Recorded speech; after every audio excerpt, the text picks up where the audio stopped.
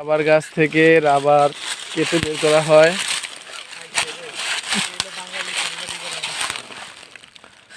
আমরা এখন আছি নাইক্ষ্যংছড়ি উপজেলার বাইশারি ইউনিয়নের সাপের গাড়ায়।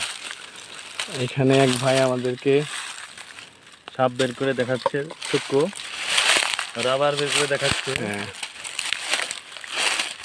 এই যে রাবার পড়তে শুরু করছে।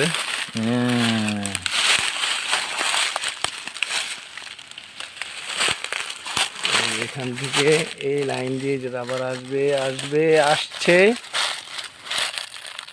এই যে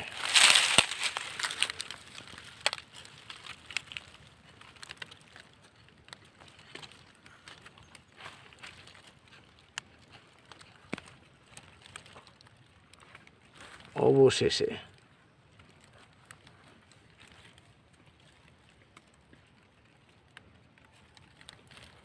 ইয়েস। ভাই আপনার নাম কি?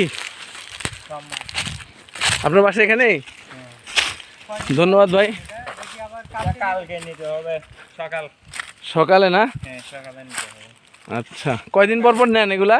হ্যাঁ, কয়দিন পর পর নেন? এই রসগুলা হ্যাঁ। সকাল তুলতে হয়। ও, প্রতিদিন?